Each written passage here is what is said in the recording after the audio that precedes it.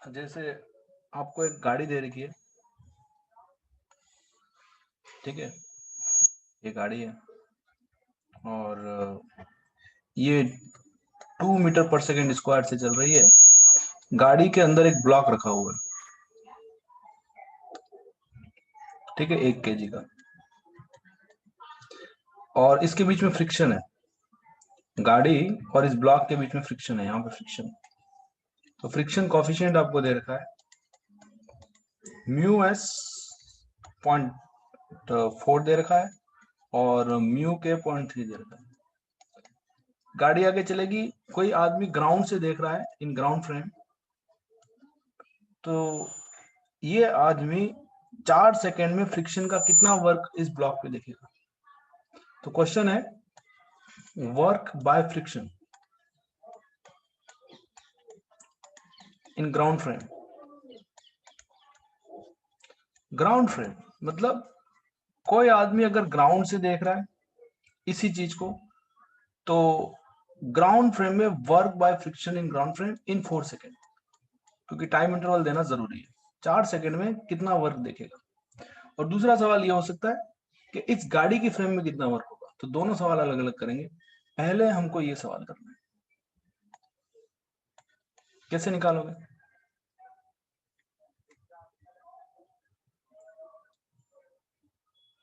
सोचो।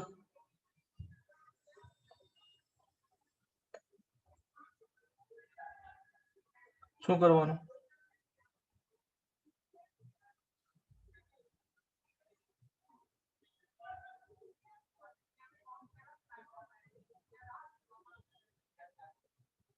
सी, सबसे पहले क्या देखना पड़ता है, इस ब्लॉक पे क्या देखें।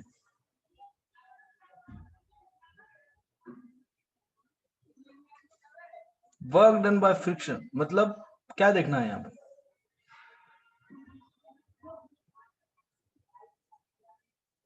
बोलो, कौन बोलेगा।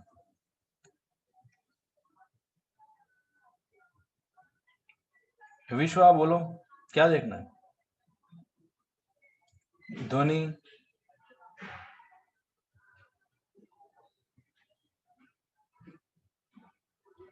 हेलो,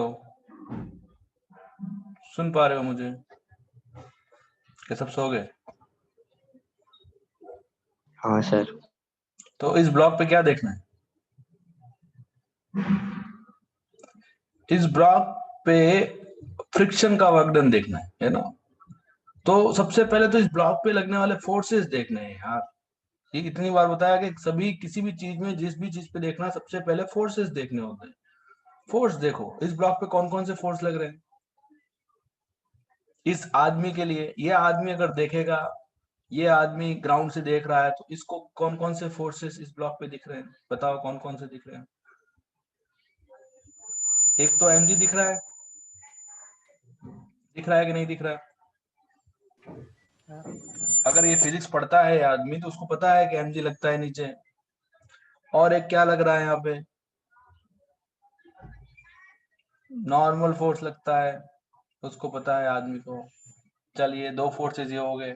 और अगर ये अगर गाड़ी 2 मीटर पर सेकंड स्क्वायर से आगे जा रही है, मतलब ये ब्लॉक भी 2 मीटर पर सेकंड स्क्वायर से आगे जा रहा है। इसका मतलब यहाँ पे फ्रिक्शन जो होगा वही इसको 2 मीटर पर सेकंड स्क्वायर से आगे ले जा सकता है। मतलब इस डायरेक्शन में फ्रिक्शन भी देखेगा वो। कौन सा फ्रिक्शन होगा, तो काइनेटिक फ्रिक्शन होगा। क्यों काइनेटिक फ्रिक्शन होगा, क्योंकि ये ब्लॉक ऐसे कैसे रखा हुआ है, इस गाड़ी में रस पे है। ब्लॉक गाड़ी में रस पे है, पर इस आदमी के लिए तो रस पे नहीं है। जैसे जैसे गाड़ी आगे जाएगी, गाड़ी आगे गई तो ब्लॉक भी आगे चला गया, है ना। तो गाड़ी में रेस्ट पे है, पर गाड़ी अगर 2 मीटर पर सेकंड स्क्वायर से आगे गई तो ब्लॉक भी तो 2 मीटर पर सेकंड स्क्वायर से आगे गया। चलिए, ब्लॉक ऐसे मूव नहीं कर रहा, तो हम 2 डायरेक्शन मान लेते हैं, एक डायरेक्शन एक्स एक्सिस और दूसरी डायरेक्शन वाई एक्सिस। एक एक्स एक्सिस और दूसरी डायरेक्शन वाई एक्सिस मान लेते हैं। और दोनों डायरेक्शन में F is equal to M A लगाते हैं। F is equal to M A इस डायरेक्शन में और F is equal to M A इस डायरेक्शन में।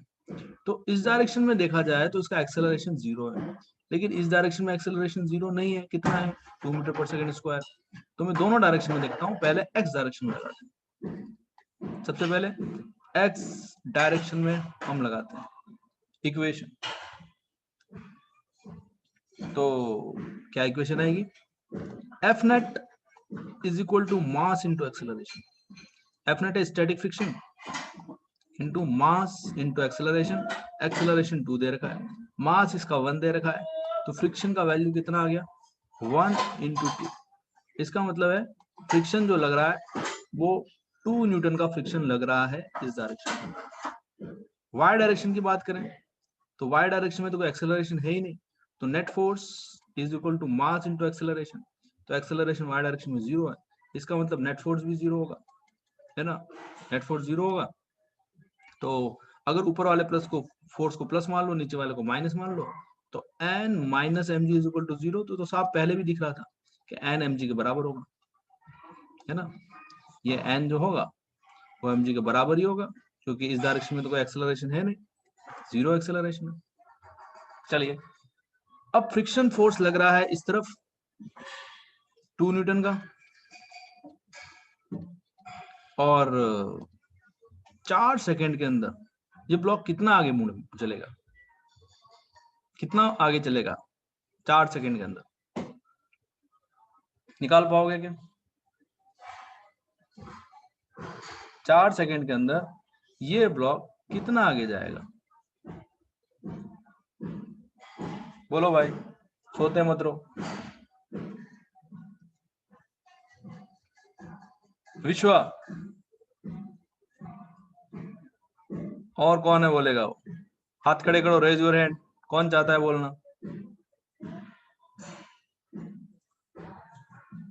किसी को कुछ आइडिया आता है कि सब लॉग इन होकर के बाहर घूमने चले गए? पूजन,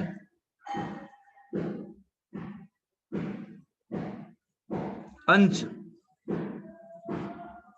हाँ सर। बताओ 4 सेकंड में ये ब्लॉक कितना आगे जाएगा? कैसे निकालोगे? आज ये ब्लॉक છે 4 સેકન્ડ में કેટલો આગળ જાય છે?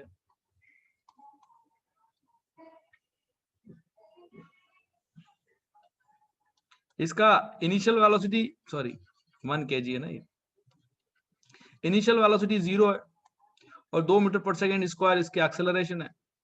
तो 4 सेकंड में अगर ये डिस्टेंस निकालना है यहाँ से यहाँ तक का 4 सेकंड में, तो s is equal to UT plus half AT square लगा दो, उससे डिस्टेंस आ जाएगा।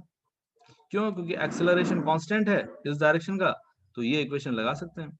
तो s is equal to u 0 है और t का वैल्यू 4 है, प्लस हाफ a और t स्क्वायर, इसका मतलब 4 का स्क्वायर। तो ये 2 से 2 गया, तो s का वैल्यू आ गया 16 मीटर। अच्छा, इसका मतलब है ग्राउंड फ्रेम में जो फ्रिक्शन फोर्स लग रहा है इस तरफ, और फ्रिक्शन फोर्स भी इस तरफ लग रहा है, और डिस्प्लेसमेंट भी इस तरफ हो रहा है। डिस्प्लेसमेंट कितना हो रहा है? 16 मीटर। तो वर्क डन बाय फ्रिक्शन कितना हो गया ग्राउंड फ्रेम में? बताओ वर्क कितना होगा फ्रिक्शन का? पॉजिटिव होगा कि नेगेटिव होगा?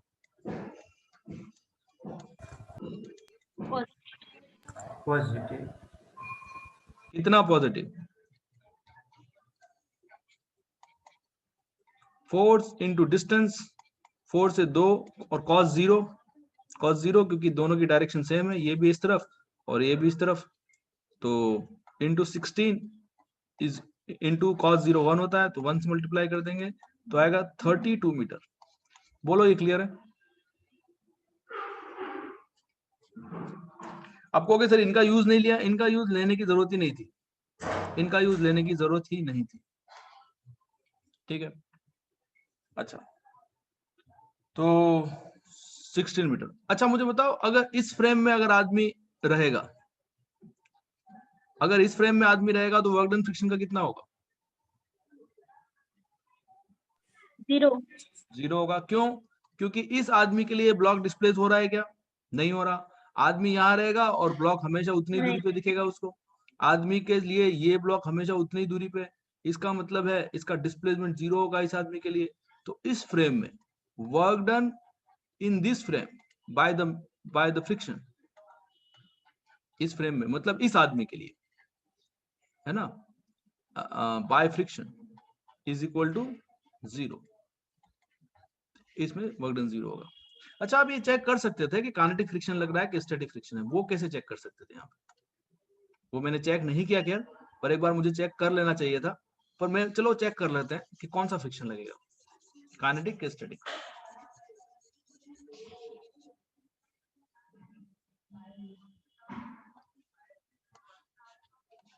ये नॉर्मल, ये mg। फ्रिक्शन फोर्स का मैक्सिमम वैल्यू कितना होता है स्टैटिक फ्रिक्शन का? Mu S into N. Mu S का वैल्यू आपको दे रखा है क्वेश्चन में 0.4 और n का वैल्यू mg के बराबर है, यहां से दिख रहा है n is equal to mg। तो n को मैं mg लिख दूंगा, तो 0.4 इज इक्वल टू 1 इंटू 10। तो स्टैटिक फ्रिक्शन का वैल्यू कितना हो गया? 4 न्यूटन। और हमको साथ चलने के लिए कितना चाहिए? 2 न्यूटन। तो क्या ये दोनों साथ चलेंगे? ये गाड़ी और ये दोनों, इसका मतलब है कि दोनों साथ ही चल रहे हैं। तो यहाँ काइनेटिक नहीं लग रहा है, यहाँ पे स्टैटिक फ्रिक्शन लग रहा है। बोलो ये बात क्लियर है क्या? Yes sir. है ना? और हाँ सर। काइनेटिक निकालने की जरूरत नहीं है इस सवाल में। चलिए, तो ये सवाल हमने कर लिया। अगला सवाल मैं आपको और देता हूँ, उसको भी सॉल्व करो। चलिए, एक और सवाल है अच्छा सा। सी, सवाल ऐसा है कि एक रॉड है और उसको 2 फोर्स लगाए जा रहे हैं। इधर लगाया जा रहा है 20 न्यूटन का फोर्स और इधर लगाया जा रहा है 10 न्यूटन का फोर्स। इस रॉड की लंबाई है 5 मीटर और इसका जो दड़ है, मास, वो दड़ है 5 केजी। मान लो 5 केजी नो दड़ है, ठीक। तो आपको यहां से 2 मीटर की दूरी पे इस रॉड में कितनी टेंशन होगी ये पूछा है। यहाँ पे इस पॉइंट पे या इस लाइन पे रॉड में आने वाली टेंशन पूछी है कि इस लाइन पे कितनी टेंशन होगी। देखो, टेंशन हर जगह होगी। अगर आप रस्सी को 2 सिरों से खींचोगे, है ना, तो टेंशन कहाँ कहाँ होगी, उसमें तनाव कहाँ कहाँ पैदा होगा? दोनों तरफ, हर जगह, हर बिंदु पे, हर पॉइंट पे। बोलो क्लियर है? Yes sir. अगर देखो मैं अपना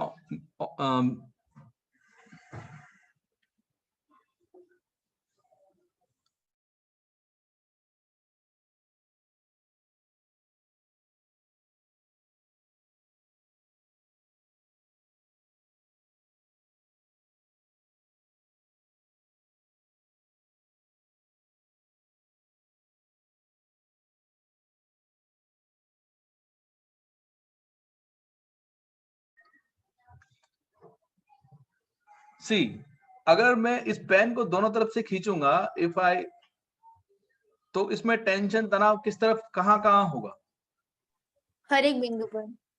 तो उसके हर एक बिंदु पे तनाव होगा, लेकिन आपको खाली 2 मीटर की दूरी पे जो तनाव है वो पूछा गया है। तो 2 मीटर की दूरी पे कितना तनाव है वो पूछा गया है। यहाँ पे तनाव पूछा गया है। तो कैसे निकालेंगे वो तनाव? मान लो, एक काम करो, अगर ये रॉड है, ठीक है, ये रॉड है,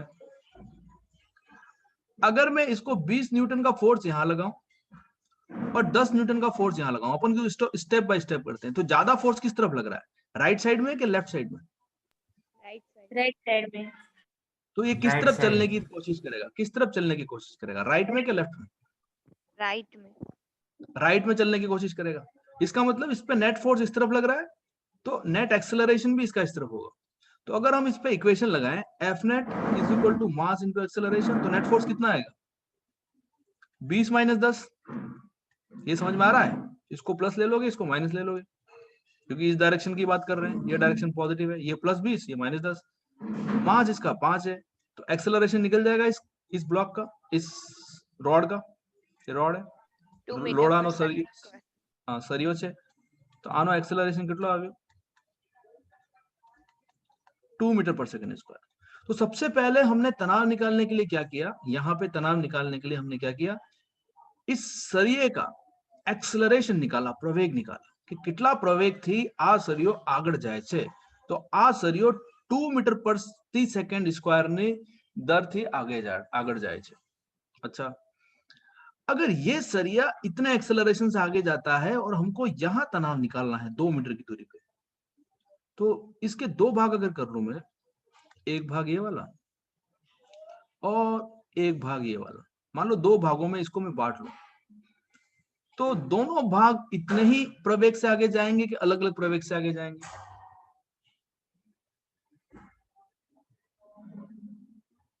ये दोनों भाग अगर मैं बात करूं तो दोनों भागों का प्रवेग एक ही होगा कि अलग अलग होगा?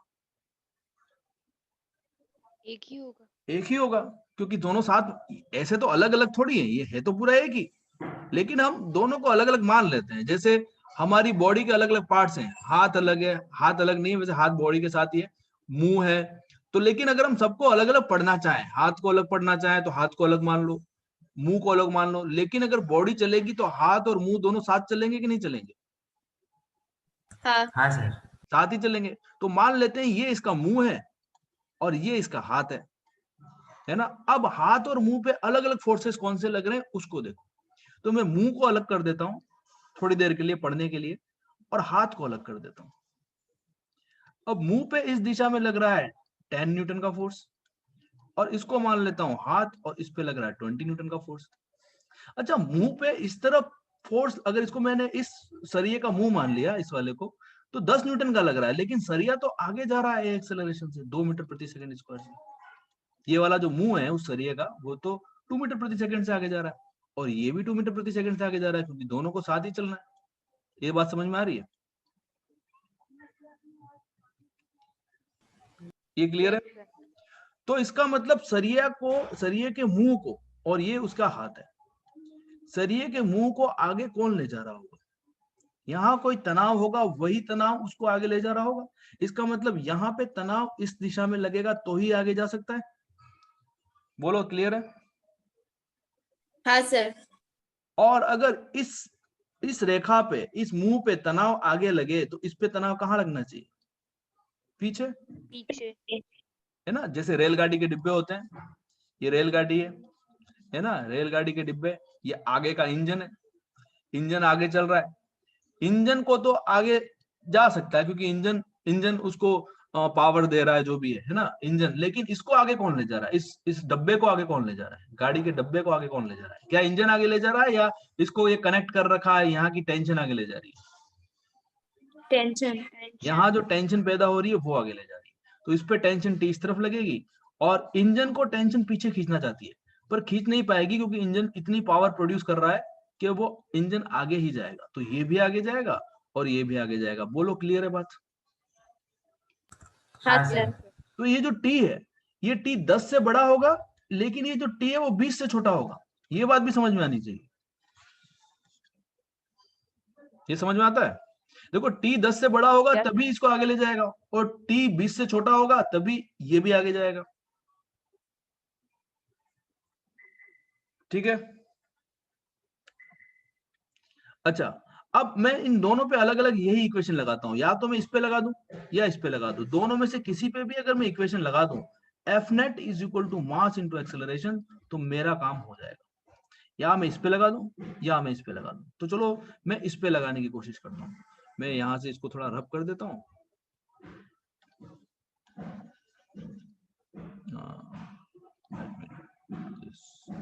ये 10 न्यूटन थोड़ा छोटा बना देता हूँ, चलिए। और मैं यहाँ पे इस पे इक्वेशन लगाने का क्या फायदा है? लेकिन एक बात है, इसकी लंबाई अब कितनी हो गई? 2 मीटर। हाथ की लंबाई 2 मीटर और मुंह की लंबाई कितनी हो गई? 3 मीटर। 3 मीटर, क्योंकि अगर ये पूरा 5 मीटर है तो ये 3 मीटर है और ये 2 मीटर है। कोई बात नहीं। इसका मतलब अगर पूरे का दड़ 5 किलो है, तो क्या इस 2 मीटर का दड़ भी 5 किलो रहेगा, या इसका दड़ अलग रहेगा? दड़ तो बदल जाएगा। हाँ। समझ में आ रहा है? तो इस 2 मीटर का दड़ कैसे निकालोगे और 3 मीटर का दड़ कैसे निकालोगे? मास कैसे निकालोगे? तो हमको पता है बहुत सिंपल सी इक्वेशन, कि 5 मीटर का मास है 5 किलो, तो 1 मीटर का मास कितना होगा? 1 किलो। तो 2 मीटर का मास कितना होगा? कितना होगा? 2 किलो 2 किलो। और 3 मीटर का मास कितना होगा? 1 × 3, ये 1 हो गया ना। ये 1 मीटर नो मास 1 किलो, तो 2 मीटर नो मास 2 किलो અને 3 मीटर नो मास 3 किलो। आ समझ में आवे? आ सिंपल सी कैलकुलेशन। हाँ सर तो इसका मतलब है इसका दड़ अब हो गया 2 किलो और इसका दड़ हो गया 3 किलो। तो जब मैं इक्वेशन लगाऊंगा F net is equal to M है, तो इसमें एम क्या लूंगा? इसमें एम क्या लूंगा? 2 किलो लूंगा, और इसमें एम क्या लूंगा? 3 किलो लूंगा। ये बात क्लियर आ रही है? यस हाँ सर और ए का वैल्यू इसमें भी दो और ए का वैल्यू तो इसमें भी दो। अच्छा, इसमें नेट फोर्स क्या लूंगा? 20। इसमें नेट फोर्स क्या लूंगा? 20 लूंगा कि कुछ और लूंगा?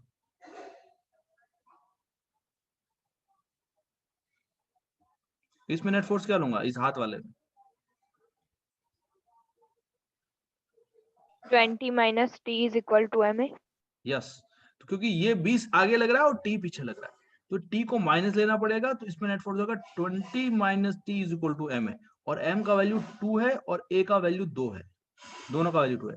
तो 20 - t = 4, तो t का वैल्यू कितना आ गया? 16 न्यूटन।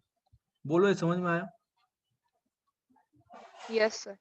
और यहां से भी वही निकलने वाला है। यहाँ पे नेट फोर्स क्या होगा इस वाले में? अगर लगाओ इक्वेशन t तो क्या? - 10 t - 10 = m कितना है इसका? 3, और a कितना 3 है? kg 2, तो ये कितना हो 2। गया? 10 + 6, तो t का वैल्यू कितना आ गया? 16 न्यूटन। बोलो ये क्लियर है? Yes sir.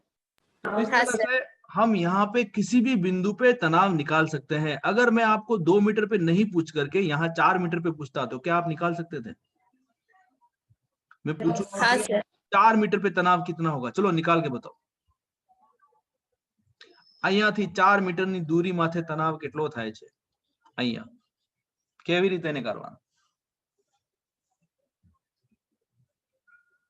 12 न्यूटन। पक्का? देखो, तो इसका मैं डायग्राम बना दूं, एक वाले का, इस वाले का ही डायग्राम बना देता हूँ, है ना। और ये चलेगा तो 2 मीटर/सेकंड स्क्वायर से, क्योंकि पूरा चल रहा है। तो ये 4 मीटर वाला भाग भी, 4 मीटर वाला हाथ मान लेते हैं इसका पेट है, तो ये जो पेट है पूरा के पूरा वो भी 2 मीटर/सेकंड स्क्वायर से ही चलेगा, इतने इतने प्रवेग से ही चलने वाला है। अच्छा, तो मान लो यहाँ तनाव पीछे लग रहा है टी, देखो इस वाले हिस्से पे तो पीछे ही लगेगा, इस वाले हिस्से पे आगे लगेगा, बात पक्की है, पर इस वाले हिस्से पे तनाव पीछे लगेगा। ठीक है, ये 20, तो हमारे पास आएगा 20 - t = मास। मास कितना लोगे अब इसका? 4 kg 4 kg। तो आएगा 4 × a, और a का वैल्यू तो 2 ही है ना। तो यहां से t आ जाएगा 20 - 8 = 12। बहुत बढ़िया, तो आपने बता दिया 12 न्यूटन तनाव होगा इस बिंदु पे। बोलो ये क्लियर है? समझ में आ रहा है? Yes sir. देखो एक्चुअली अभी तक हम जब पढ़ते आए थे तो उसमें हम कह रहे थे कि सर तनाव हर बिंदु पे सेम रहता है। वो तनाव हर बिंदु पे सेम रहता है। वो क्यों सेम रहता है? क्योंकि उसका दड़ हम 0 मानते हैं। जैसे मैं आपको बताऊं, फॉर एग्जाम्पल अभी हम रस्सी की बात करते थे, जो रस्सी का दड़ 0 हुआ करता था, तो उसमें तनाव हर बिंदु पे सेम क्यों रहता था? उसका रीजन ये था, देखो अगर ये रस्सी है और हम इसको अगर आगे किसी फोर्स से खींचे, मान लो 20 न्यूटन से, और पीछे 10 न्यूटन से खींचे, तो हम कहते थे कि इसके हर बिंदु पे तनाव सेम रहेगा। ऐसा बोलते थे कि नहीं बोलते थे? हाँ क्यों बोलते थे तनाव सेम? क्योंकि उस रस्सी का दड़ कितना था? 0। अब दड़ 0 होने से क्या होगा? देखो दड़ 0 होने से क्या होगा, आप इसके 2 भाग कर लो। मान लो यहाँ पे इसको तोड़ दो, तो यहाँ पे तोड़ दिया, मान लो यहाँ पे तनाव t इस तरफ है और इस पे 10 इस तरफ है, तो इस 20 इस तरफ है और इस पे तनाव t इस तरफ है, तो इसका दड़ भी 0 होगा, इसका भी तो दड़ 0 होगा और इसका भी दड़ 0 होगा। अब अगर इसमें एफ नेट = ma करोगे, है ना, तो ये तनाव, हालांकि सॉरी, ये एक्चुअली ए एक्सेलरेशन से रस्सी आगे जाएगी, तो क्या होगा? ए एक्सेलरेशन आएगा आगे की तरफ। हाँ, तो इसमें एक्चुअली रस्सी को अगर आप 20 न्यूटन से यहाँ खींचोगे तो बस रस्सी यहाँ पर भी 20 न्यूटन लगे। 1 मिनट में फिर से बता देता हूँ। देखो ये क्लियर है क्या? इसको रब करो। ये वाला एग्जांपल क्लियर है? Yes sir. ये वाला एग्जांपल में क्या है? इसका दड़ है, इसका दड़ है, इसलिए तनाव हर बिंदु पे सेम रहा। तो यहाँ पे 20 लग रहा है तो यहाँ पे 10 लग सकता है, लेकिन अगर रस्सी मासलेस है जैसा कि हम अभी तक पढ़ते आए हैं, मासलेस रस्सी या मासलेस रॉड, मासलेस स्ट्रिंग और मासलेस रॉड जिसका कोई मास नहीं है, तो अगर मैं यहाँ पे फोर्स F लगाऊंगा ना, तो यहाँ पर भी F ही लगेगा, दोनों तरफ F लगेगा। उसका क्या कारण है? देखो, अगर मैंने यहाँ पे लगाया F1 और यहाँ पे लगाया F2, आप ऐसे कह दो, और दर्द इसका 0 है ना, और ये मान लो A एक्सेलरेशन से चल रही है, तो एक्सेलरेशन कितना होगा इसका? इस पे अगर नेट इक्वेशन लगाऊं इस रस्सी पे, तो F net is equal to mass into acceleration. मान लो F1 बड़ा है, F1 बड़ा है F2 से, ठीक है, तो F1 minus F2 is equal to mass 0 into acceleration. तो F1 किसके बराबर होना चाहिए? F2। F2 के बराबर होना ही चाहिए। अगर इसका दर्द 0 है ना, तो एक्सेलरेशन कितना भी हो रस्सी का, F1 F2 दोनों सिरों पे तनाव सेम आएगा। मतलब यहाँ पे और यहाँ पे तनाव सेम, इसका मतलब इसके हर बिंदु पे कहीं पर भी काट दो, मैं इसको यहाँ भी काट दूं और यहाँ पे काट करके इस हाथ को अलग कर दूं, मान लो इसको मुंह बोल दूं, इस वाले भाग को, और इस वाले भाग को हाथ बोल दूं, और दोनों भागों को अलग कर दूं, तो ये अगर एक्सेलरेशन जा रहा है, तो ये जो मुंह वाला हिस्सा होगा जिसपे F2 लग रहा है, वो भी तो एक्सेलरेशन से आगे जाएगा, और जिसपे F1 लग रहा है वो भी एक्सेलरेशन से आगे जाएगा। ये समझ में आ रहा है? और इसका दर भी यस 0, सर। इसका दर भी 0, दोनों का दर 0। तो अब अगर इसमें F net is equal to mass into acceleration लगाओगे, तो इसमें इक्वेशन आएगी T minus F2 is equal to 0 into है, तो वो T is equal to F2 हो गया, ठीक है। और यहाँ पे सेम क्या आने वाला है? F net is equal to mass into acceleration करोगे तो आएगा F1 minus T is equal to 0 into है, तो इससे आएगा F1 minus T is equal to 0, तो T का वैल्यू F1 आ गया। मतलब T का वैल्यू F1 भी होगा और F2 भी होगा, इसका मतलब F1 F2 बराबर होंगे, हाँ। और T का वैल्यू भी F1 F2 के बराबर ही है। मतलब तनाव किसी भी हिस्से पे ले लो, वो डिपेंड ही नहीं कर रहा कि इसका मास कितना है, मास कुछ भी हो, क्योंकि मास तो 0 है, मास है ही नहीं। ये इक्वेशन में ये वाला हिस्सा 0 हो जाएगा, इसलिए तनाव हर बिंदु पे क्या आता है उसमें? सेम। सेम। तो हम ये सिंपल सा केस लेते हैं जिसमें मास उसका दर्द नहीं होता, और अगर दर्द होगा तो तनाव हर बिंदु पे अलग अलग होगा, जो कि अभी हमने सीख लिया। बोलो, ये बात क्लियर है क्या? Yes sir. चलिए अगला सवाल करिए। देखो, मैं ऐसे ही सवाल करा रहा हूं जिससे आपके थोड़े से कंसेप्ट फिजिक्स के बने, ठीक है। और फिजिक्स में कंसेप्ट बनाना ज्यादा जरूरी है, बार बार पढ़ने से ज्यादा कंसेप्ट बनाना ज्यादा जरूरी है। ये एक ऐसा सवाल ले रहा हूं, है ना। आप कहोगे सर बार बार यही पढ़ाते रहते हो आप। देखो, ये जरूरी है, इसलिए मैं पढ़ा रहा हूँ आपको।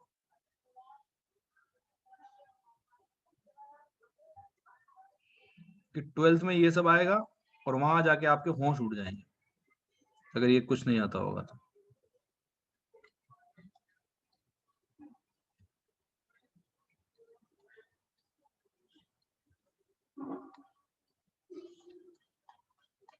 चलिए, ये बी ब्लॉक है, ये ब्लॉक ए है।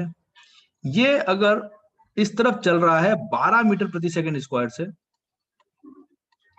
तो ये ब्लॉक कितने मीटर प्रति सेकंड, इसका एक्सेलरेशन क्या होगा? इसका एक्सेलरेशन ए है, इसका प्रवेग ए है, तो कितना प्रवेग होगा इसका? निकाल पाओगे आप फिक्स से? देखो, यहाँ पे दो पुली फिक्स है, एक पुली ये फिक्स है और एक पुली ये फिक्स है।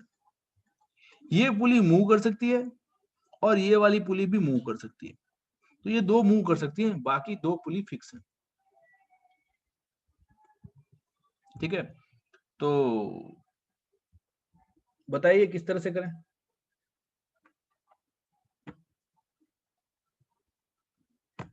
दो मिनट लो, आप लोग ट्राई करो।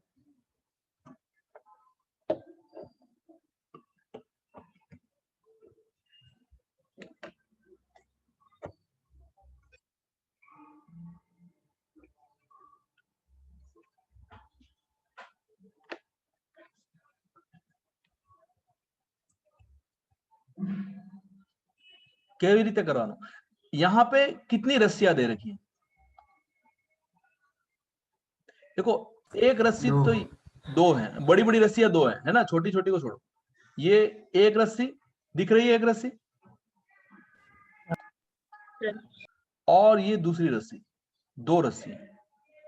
तो अगर आप समीकरण लगाओगे तो कितना समीकरण लगाने चाहिए आपको? दो, दो रस्सियों में लगाने चाहिए। Yes, इसको sir. समीकरण को बोलते हैं कंस्ट्रेंट इक्वेशन। आपको ये नाम सुना होगा, कंस्ट्रेंट, ऐसा सुना हुआ है constraint? Yes, sir. Constraint equation, constraint मतलब मजबूरी नु समीकरण, कंस्ट्रेंट का मतलब होता है मजबूरी। इन दोनों रस्सियों की मजबूरी है। क्या मजबूरी है? कि ये जिस हिसाब से चलेगी उस हिसाब से इस रस्सी को चलना है, क्योंकि दोनों परिवार के सदस्य हैं। परिवार का एक सदस्य जैसे चलेगा वैसे ही दूसरे को भी चलना पड़ेगा, तो परिवार सही सही चलेगा, नहीं तो परिवार डगमगा जाएगा। वैसे ही बात इन दोनों की है, ये दोनों परिवार में बन गया, इन रस्सियों का परिवार है, इन ब्लॉक्स का भी परिवार बन गया। तो ये ब्लॉक जैसे चल रहा है उसी के हिसाब से जैसे इसको चलना पड़ेगा। क्यों? उसका रीजन है कि हम ये मान के चलते हैं कि रस्सी टाइट रहती है, स्ट्रिंग हमेशा टाइट रहेगी, स्ट्रिंग लूज नहीं रहेगी। अगर स्ट्रिंग लूज हो गई तो खेल खत्म हो जाएगा। स्ट्रिंग टाइट रहेगी, है ना, मतलब ये जो है ये टाइटनेस यहाँ बनी रहेगी, यहाँ भी टाइटनेस बनी रहेगी, सब जगह टाइटनेस बनी हुई है। तो बताओ ये पुली चलेगी कि नहीं चलेगी? ये ब्लॉक चलने से, ये ब्लॉक अगर चलेगा तो ये पुली चलेगी कि नहीं चलेगी? बोलो यस और नो। हाँ, हमारी पुली आगे बढ़े कि नहीं बढ़ती?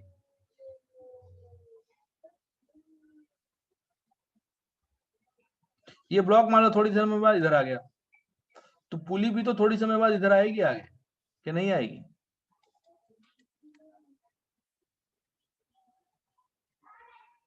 पुली आटली आगे वधी गई तो पुली नो एक्सेलरेशन मान लो छे a1 छे, ठीक है, आनो एक्सेलरेशन a2 मान लो। ये समझ में आ रहा है? पुली आगे बढ़ेगी, आगे जाएगी। हाँ। पुली आगे बढ़नी पड़ेगी, क्यों? क्योंकि ये पुली मूव कर सकती है, ये फिक्स थोड़ी कर रखी है कहीं पे। ये तो खाली ऐसे ही रस्सी, क्योंकि इसको इस रस्सी को बांध रखा है, और यहाँ इस पुली पे घरगड़ी आ घरगड़ी माते आ रस्सी घूमी आ रस्सी छे, અને આની રસ્સીને આને ઘરગડીથી બાંધી રાખેલું છે। तो जैसे ये ब्लॉक आगे चलेगा ये घरगड़ी भी आगे चलने वाली है। अच्छा, तो मान लो घरगड़ी A1 से आगे बढ़ेगी, तो मुझे बताओ अगर घरगड़ी A1 से आगे बढ़ी तो यहाँ रस्सी कितनी कम हुई? A1 से कम हुई कि नहीं हुई? हाँ सर। और यहाँ ऊपर भी रस्सी कितने से कम हुई? A1 से ही कम हुई, ठीक है। अच्छा, अभी मुझे बताओ अगर ये वाला सीधा 12 मीटर प्रति सेकंड से स्क्वायर से આગળ વધી રહ્યો છે, તો રસ્સી અહીંયા, કેમ કે આ બ્લોક અહીંયા હતો, આ બ્લોક અહીંયા હતો, અહીંયાથી અહીંયા પૂગી ગયો, તો આ રસ્સી કેટલાથી વધી? 12 થી વધી। हाँ। इसका मतलब रस्सी दो जगह कम हो रही है। इस घरगड़ी के आगे चलने से रस्सी इस हिस्से पे A1 से कम होगी और रस्सी इस हिस्से पे भी A1 से कम होगी, लेकिन इस ब्लॉक के आगे बढ़ने से ये रस्सी 12 से बढ़ेगी यहाँ पे। ये समझ में आ रहा है? ये वाला हिस्सा, अगर मैं खाली रस्सी के इस हिस्से की बात करूं, पहले तो रस्सी के ये हिस्से की बात करूं, रस्सी का ये हिस्सा ये वाला 12 से आगे चल रहा है और ये वाला A1 से आगे चल रहा है, तो इसका मतलब यहाँ 12 से इंक्रीमेंट हुआ और यहाँ A1 से डिक्रीमेंट हुआ। तो समझ में आ रहा है नहीं आ रहा है? तो रस्सी टोटल कितनी वधी? 12 माइनस A1। यहाँ रस्सी वधी, और यहाँ अगर इस रस्सी की बात करो तो ये रस्सी जो है, ये वाली रस्सी, इसमें कुछ नहीं हो रहा, और ये वाला A1 से कम हो रहा है, मतलब यहाँ डिक्रीमेंट हो रहा है माइनस A1 से, यहाँ इंक्रीमेंट हो रहा है 12 माइनस A1 से, और यहाँ डिक्रीमेंट हो रहा है माइनस A1 से। बोलो क्लियर है? लेकिन रस्सी की लंबाई तो फिक्स है, इसका मतलब जितना इंक्रीमेंट हो रहा है और जितना डिक्रीमेंट हो रहा है, जितना उसमें बढ़ावा વધારો થઈ રહ્યો છે અને જેટલો ઘટાડો થઈ રહ્યો છે રસ્સીમાં, આની રસ્સીમાં આના સાઈડમાં ઘટાડો થઈ રહ્યો છે A1 થી, અને આના સાઈડમાં વધારો થઈ રહ્યો છે 12 માઈનસ A1 થી। अच्छा, तो જેટલો વધારો થઈ રહ્યો છે અને જેટલો ઘટાડો થઈ રહ્યો છે બંનેનો સરવાળો અગર કરી દેવામાં આવે ઓહો अच्छी गुजराती बोल ली। तो A1 નો માન કેટલો આવે? 6.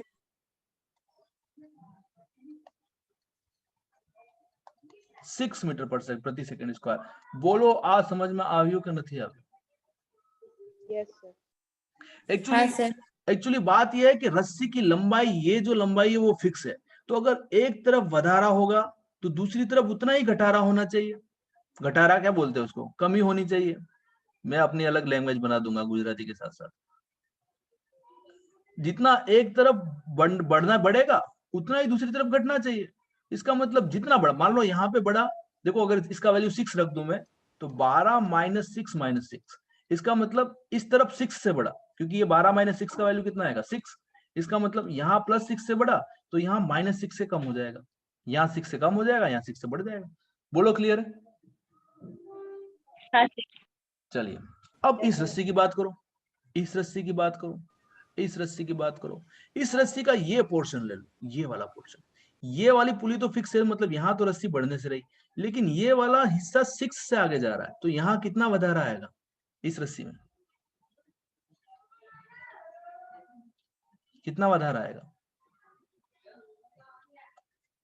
ये 0, ये 6 से आगे जा रहा है, तो यहाँ रस्सी कितनी बढ़ेगी आगे जाकर के? मतलब रस्सी बढ़ 6 जाएगी, मीटर 6 मीटर प्रति सेकंड स्क्वायर से बढ़ेगी। मतलब 6 मीटर नहीं, मतलब हाँ ऐसे भी कह सकते हो कि एक सेकंड में 6 मीटर बढ़ेगी, ऐसे बोल सकते हो, लेकिन 6 मीटर प्रति सेकंड स्क्वायर, क्योंकि एक्सेलरेशन की बात चल रही है, तो इतनी से इसमें वधारा आएगा। इसका मतलब बाकी जो रस्सी बची, ये वाला जो हिस्सा बच गया, ये वाला जो हिस्सा बच गया, या ये वाला जो हिस्सा बच गया, इसमें घटारा होना चाहिए। बोलो क्लियर है? तो अगर ये A2 से जाए सी, अब मैं इस रस्सी के इस हिस्से की बात करूं, या रस्सी के इस हिस्से की बात करूं, किसी भी हिस्से, इस हिस्से की बात करता हूं, इस वाला हिस्से में क्या हो रहा है? देखो ये वाला हिस्सा तो फिक्स है, इसका कुछ नहीं हो सकता, ये तो मूव नहीं कर रहा, लेकिन ये वाला हिस्सा अगर A2 से आगे जाएगा तो इसमें घटारा होगा कि वधारा होगा? थोड़े समय बाद ब्लॉक ऊपर चला गया, कितना, जितना ऊपर गया A2 से उतना ही रस्सी कम हो गई कि नहीं होगी? तो कितना घटारा होगा? माइनस A2 से घटारा होगा, मतलब कितना कमी आएगी? माइनस A2 से कमी आएगी। अच्छा, अगर ये A2 से जा रहा है तो ये भी A2 से जाएगा, तो ये पुली भी A2 से ही तो जाएगी, ठीक है? अब रस्सी के इस वाले हिस्से की बात करो, अगर ये पुली A2 से आगे जा रही है, मान लो मैं आपको अब यहां समझा देता हूं, इसको हटाओ, मैं कोशिश पूरी कर रहा हूं आपको समझाने की, और कहीं दिक्कत हो तो पूछ लीजिएगा क्या है सर, क्या घटारा क्या वधारा, कुछ समझ नहीं आ रहा।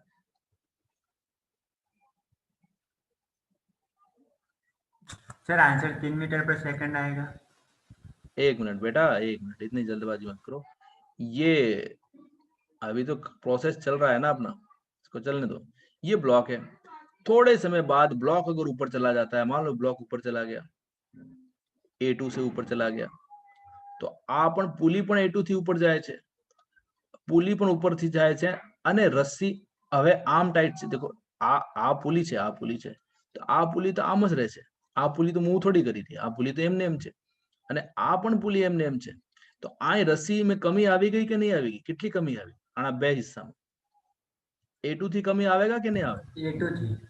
A2 થી જ કમી આવે, તો અગર આ પુલી A2 થી મૂવ કરે તો આ રસ્સી કમ થઈ ગઈ ઉપર, આ રસ્સી આટલી વધારે હતી અને આટલી કમ થવામાં આવી, તો કેટલી રસ્સી કમ થવામાં આવી? A2 થી કમ થવામાં આવી, અને અહીંયા પણ A2 થી કમ થવામાં આવી, क्योंकि આ તો 0 છે અને અહીં કાંઈ કમી ન પડે આવે, તો અહીંયા 0 અને અહીંયા 0, અને આ A2 થી ઉપર જાય છે, તો અહીંયા રસ્સી A2 થી કમી થવામાં આવી, અને અહીંયા પણ A2 થી કમી થવામાં આવી, અને અહીંયા પણ A2 થી કમી થવામાં આવી, તો ટોટલ કમી કેટલી થઈ રસ્સીમાં? 3A2। समझ में आ रहा है? Yes, sir. तो इस हिस्से में, रस्सी के इस हिस्से में A2 से कमी हुई, रस्सी के इस हिस्से में A2 से कमी हुई, रस्सी के इस हिस्से में A2 से कमी हुई, तो ये जो कमी हुई रस्सी गई कहाँ? रस्सी यहीं तो आगे आई। समझ में आ रहा है? इस हिस्से में वधारा हो रहा है कि नहीं हो रहा है? इस हिस्से में कितने से वधारा आ रहा है? 6 से वधारा हो रहा है, तो इसका मतलब यहाँ +6, मैं फिर से कर देता हूँ, यहाँ +6 से वधारा हो रहा है, यहाँ पे -A2 से घटारा हो रहा है, मतलब कमी आ रही है, यहाँ -A2 से कमी आ रही है, और यहाँ -A2 से कमी आ रही है, और जितना इंक्रीमेंट हुआ उतना ही डिक्रीमेंट होना चाहिए, क्योंकि यहाँ की जो रस्सी छूट के जाएगी वही रस्सी यहाँ पे जाने वाली है। बोलो क्लियर है क्या? हाँ सर। Yes, sir. तो इज इक्वल टू 0 आ जाएगा। तो 6 इज इक्वल टू 3A2, मतलब 3A2 यहाँ कमी हुई और वो 6 से बढ़ जाएगी, तो A2 का मान कितना आया बेटा? 2. 2 मीटर प्रति सेकंड स्क्वायर। तो इस ब्लॉक, ये जो ब्लॉक है उसकी जो एक्सेलरेशन आएगा वो आएगा 2 मीटर प्रति सेकंड स्क्वायर। बोलो ये बात क्लियर? Yes. चलिए अगला सवाल देखते हैं, नेक्स्ट प्रॉब्लम। अच्छा नेक्स्ट प्रॉब्लम कौन सी लें?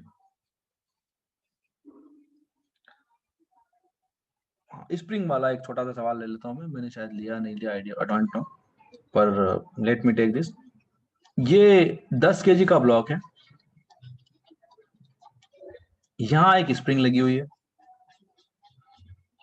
और ये 20 केजी का ब्लॉक है, ठीक है, और यहाँ पे 200 न्यूटन का फोर्स लग रहा है। देखो ये सब आपने पढ़ रखा है, बार बार ये पढ़ा के मतलब नहीं है ना। और इसका एक्सेलरेशन आपको दे रखा है 10 मीटर प्रति सेकंड स्क्वायर। आपको पूछा इसका प्रवेग कितना होगा, ये निकालो। કેવી રીતે નીકાળવાનું? અહીંયા અને फ्रिक्शन लेस है, मतलब फ्रिक्शन છે જ नहीं, nowhere is the friction, कहीं पर भी फ्रिक्शन नहीं, फ्रिक्शन लेस।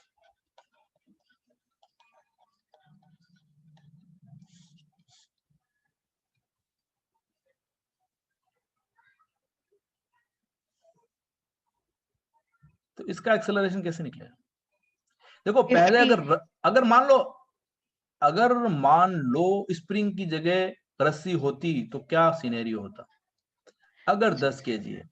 सर मैं बोलूं? हाँ बोलो। सर हम वो 10 kg पे जो स्प्रिंग है वहां पे टी ले लेंगे, फिर T is equal to M A करेंगे, तो T is equal to 10 into 10, तो टी इज इक्वल टू 100, और 200 minus T is equal to M A, तो 200 minus 100 is equal to 20 into A, तो 100 is equal to 20 into A, तो A सही is equal to सही सही 100 सही bye सही। 20, तो हालांकि स्प्रिंग के फोर्स को 5 आएगा। हाँ चलो बढ़िया। स्प्रिंग के फोर्स को टी से डिनोट मत करो, वो टेंशन रहता है। आप एक काम करो, इसको एफ फोर्स ले लो, स्प्रिंग के फोर्स को एफ कर लो, ठीक है।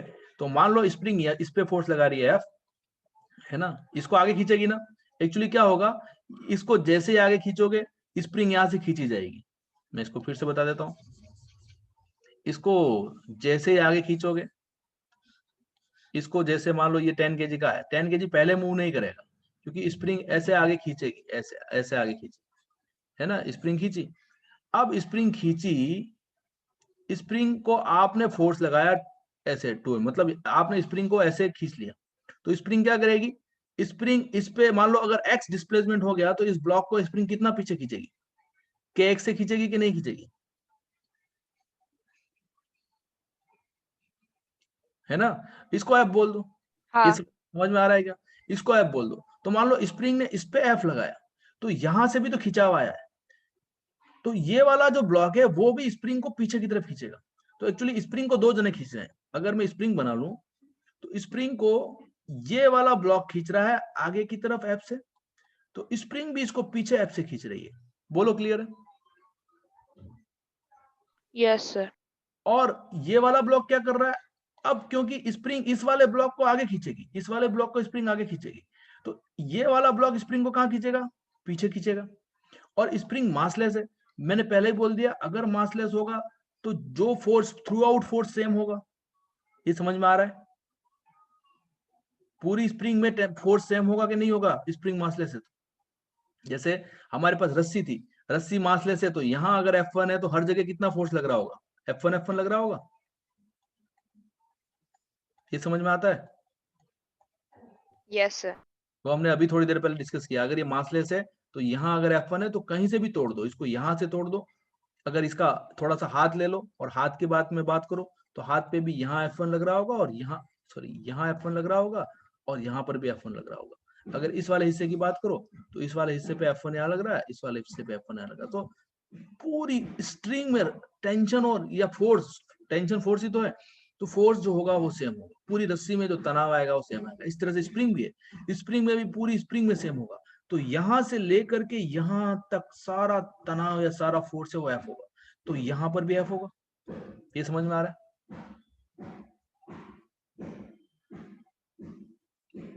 क्योंकि इस पॉइंट पे क्या होगा, इस पॉइंट पे ऐसा होगा कि जितना स्प्रिंग, देखो इस 10 kg को कौन खींच रहा है? स्प्रिंग खींच रही है ना। 10 kg को कौन खींच रहा है?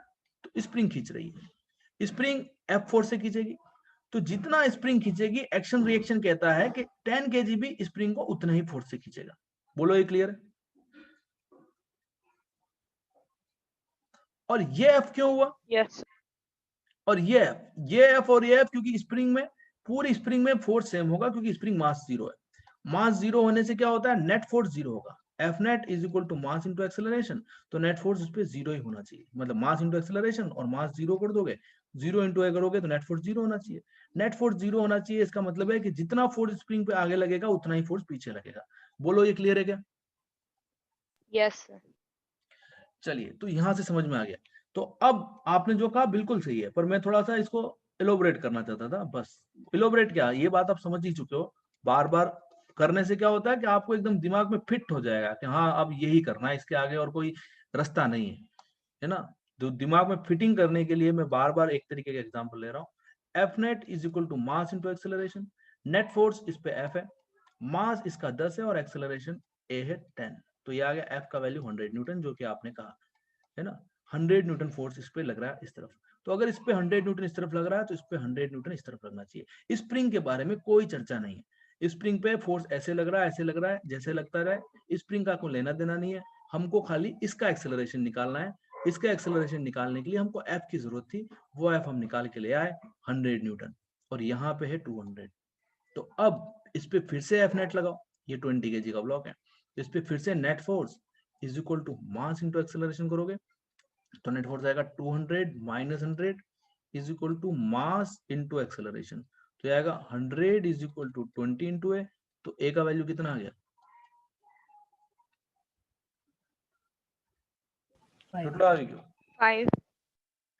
5 मीटर पर सेकंड स्क्वायर।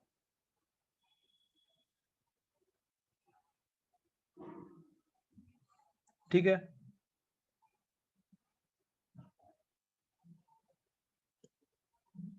फाइव मीटर पर second square. Is it clear और नॉट? हाँ सर, चलिए क्लियर। अच्छा, मैंने आपको सेंट्रीपिटल फोर्स के बारे में बता दिया है।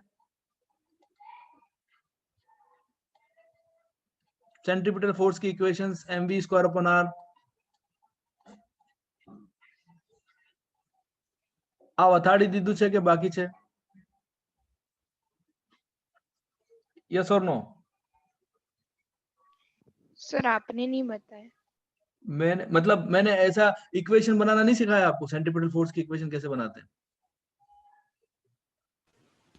No sir. हाँ, तो ये अगली क्लास में फिर हम मुझे बता देना, तो एक बार आप लोग ही बोल देना तो मैं बताऊंगा। इस पे भी बहुत सारे क्वेश्चन बनते हैं, है ना। तो डिफरेंट डिफरेंट, देखो हमको इस क्लास में, ये क्लास का पर्पज ये है कि आपको क्वेश्चन करने का तरीका सिखाया जाए और ज्यादा से ज्यादा क्वेश्चन किए जाए। तो मैं थोड़ा थोड़ा बीच बीच में पढ़ाता रहूंगा, पर ज्यादा मेरा फोकस क्वेश्चन करने पे ही होगा, ताकि आपको एक मेथड पता पड़े कि किस तरह से क्या करना है। मेथड वही रहेंगे फिजिक्स में, मेथड नहीं चेंज होने वाला, है ना। वही मेथड रहेंगे और 12th तक वही मेथड रहेंगे। जो आज जो मेथड आपने ये जो सीखा है और आपको समझ में आ गया कि ऐसा करना है, तो यही आगे तक चलता रहेगा, इसमें कोई परिवर्तन नहीं है। ठीक है, थैंक यू वेरी मच।